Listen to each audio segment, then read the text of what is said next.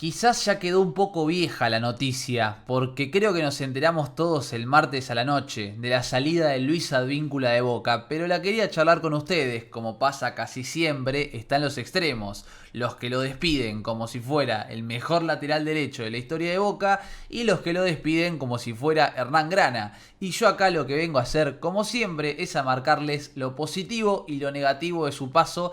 Ya les adelanto que la verdad a mí me puso muy contento su salida porque era uno de los tantos jugadores que ya tenía un ciclo cumplidísimo, que debió irse hace tiempo y que se tiene que sacar de encima Boca. Un contrato alto. Bueno, ahora vamos a charlar de todo esto. Como les digo siempre, les pido por favor que se suscriban, que dejen un like, que comenten. Hoy estamos en el canal secundario y es muy importante que se suscriban. Quiero llegar próximamente a los 1000 suscriptores y yo sé que vos me vas a dar una mano, que estás del otro lado. Gracias siempre por todo y ahora sí, vamos a arrancar con lo que para mí fue positivo de Luis Advíncula, del peruano, en su paso por Boca.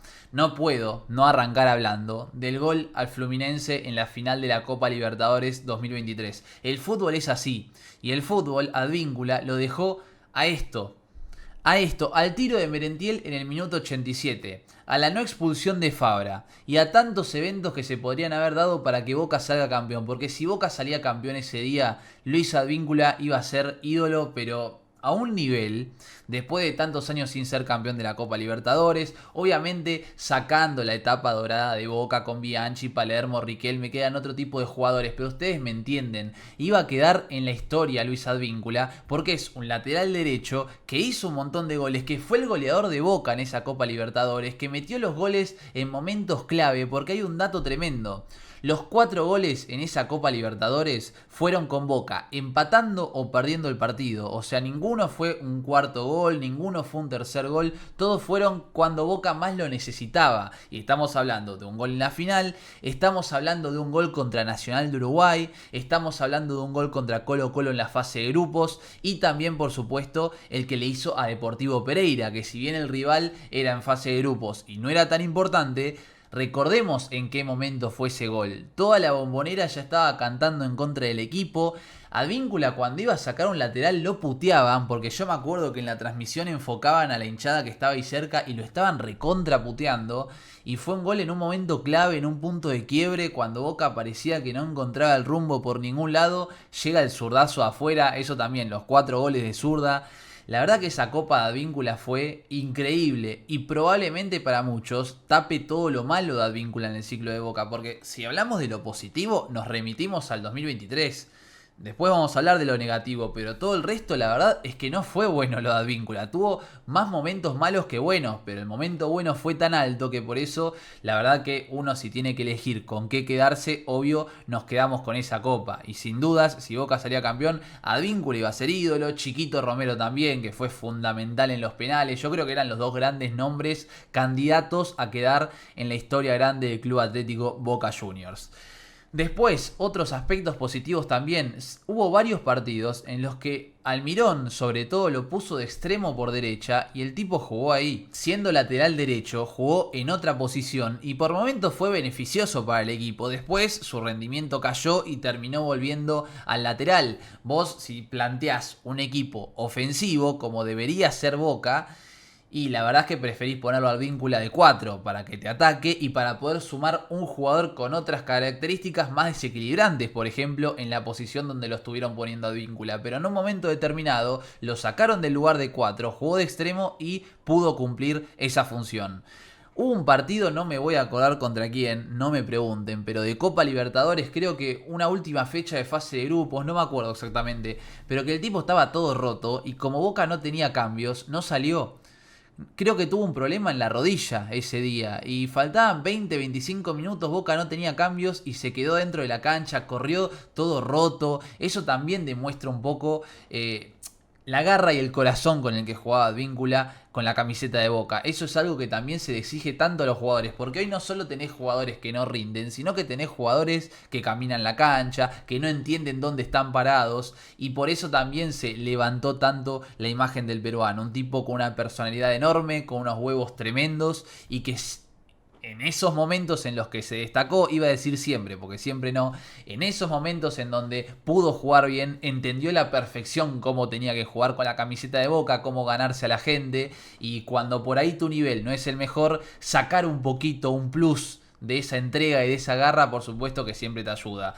Lógicamente, como le ocurrió en la mayoría de los momentos de su paso por Boca, con la garra solamente no te alcanza y si jugás horriblemente mal al fútbol, sobre todo en este 2025, no podés seguir utilizando esta camiseta. También para dejar a un costado un poco esos dichos de no, Boca es huevo, garra y listo, no importa, para adelante. No, tenés que jugar al fútbol también, porque si no, no te da para ponerte esta camiseta. Yo incluso lo llegué a pedir de capitán en un momento, cuando era Paul Fernández, que era el capitán mudo y que tenía que dejar de ser el que llevaba la cinta. Yo lo pedí de Víncula porque me parecía la persona ideal para ser el líder total del grupo.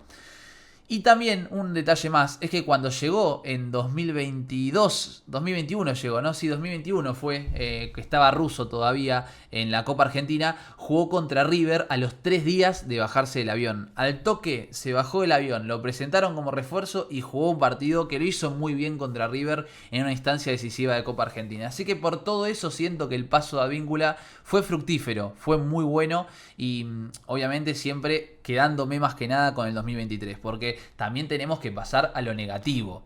Y si yo voy a lo negativo, podemos llegar a discutir ese semestre del 2021. Para mí el 2022 fue malo, pero el 2024 y el 2025 de Advíncula fueron demasiado penosos, demasiado lamentables. Fue muy malo lo de Advíncula. No sé si al nivel de lo bueno que fue su 2023, pero dejó muchísimo que desear, sobre todo en este 2025, que para mí es el año que estuvo de más en Boca.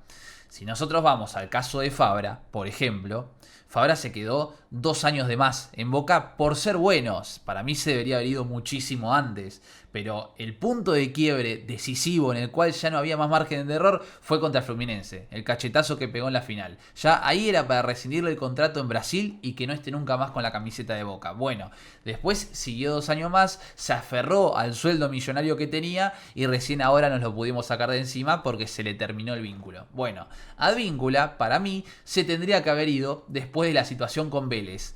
Muchos dicen que el punto de quiebre fue con Cruzeiro. No, lo de Cruzeiro fue un horror garrafal, fue clave para que Boca quede eliminado de esa Copa Sudamericana porque jugaste todo el partido literalmente con uno menos, porque a los 8 segundos fue el planchazo que derivó en una expulsión.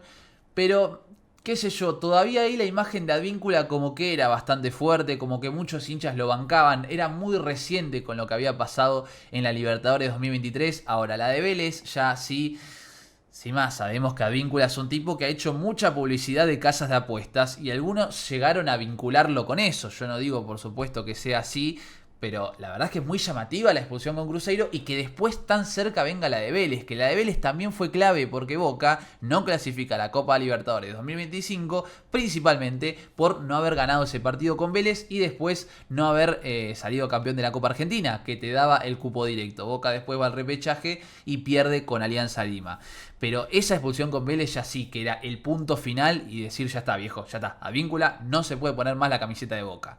Y desde ahí pasó un año más hasta que se termina yendo por temas personales. Porque hace poquito había declarado que él tenía contrato con Boca, que iba a seguir. Todo indicaba que se iba a quedar a cumplir su contrato. Y ahora dijeron que hubo cuestiones personales en el medio que lo llevaron a tomar la decisión de volver a su país. Así que no digamos que es Fabra porque tuvo dignidad de irse un año antes y de no cobrar todo el sueldo importante, porque tenía un contrato alto para cobrar este año, pero tampoco es que se fue en el momento que se tenía que ir para que las cosas terminen de la mejor manera posible. Es inevitable quedarse con las últimas imágenes de Advíncula, que son ingresando en partidos salteados en los que lo hizo muy mal. No me acuerdo cuál, pero lo dije en un análisis de un encuentro de Boca en este segundo semestre, creo que fue con Estudiantes, que el tipo entró y literalmente jugó para el rival. Hizo todas las jugadas mal y ahí ya me di cuenta que el ciclo de Advíncula llevaba demasiados meses de más. No está cumplido ahí porque no, estaba cumplido con Vélez. Llevaba muchos meses de más y bueno, insisto con que la salida es más que positiva. Y me pone contento porque Boca se saca otro sueldo alto de encima y porque en cuanto a nivel no le daba ya. Tiene 35 años y con suerte va a poder jugar en Alianza Lima, que Boca ni siquiera le pudo sacar 5 pesos. O sea, rescinde su contrato y llega libre a Alianza Lima. Por ahí Boca le podría, no sé, haber pedido $200.000, un pequeño resarcimiento por el año que le quedaba. Bueno, ya está. Por lo menos si Advíncula no va a cobrar todo el año que le queda, que imagino que ese habrá sido el arreglo, ya está. Porque Alianza Lima tampoco te iba a pagar por un jugador de 35 años, ¿no? Vamos a ser honestos, pero es un caso más de jugadores que se van libres, rescindiendo, y a los que Boca no les puede sacar un mango porque se estiran tanto los ciclos que después, bueno, terminás teniendo que rescindirles para poder sacarte de encima un contrato de esa magnitud. Así que nada, gente, obvio que los quiero leer a ustedes en los comentarios, a ver qué piensan de la situación de Advíncula, si van a tener un buen recuerdo, un mal recuerdo. Yo elijo quedarme con lo del 2023, pero no es el Negro Ibarra, no es tampoco que lo tenemos que levantar por esa Copa Libertadores, que sí, fue muy buena, pero no saliste campeón. Y a lo que voy es que no dejemos de acordarnos de los jugadores que nos dieron tanto, que nos dieron Copas Libertadores, títulos internacionales sobre todo. Lo que pasa es que bajó tanto la vara que uno termina diciendo, bueno, sí, Advíncula me dejó un gran recuerdo, Romero un gran recuerdo, pero ninguno te ganó la Copa Libertadores. Por eso no es que son intocables, a eso voy. Obviamente vas a tener un buen recuerdo de Advíncula al lado de Fabra, de Benedetto, de Romero, de Rojo. Los leo en los comentarios y nos vemos en el próximo video.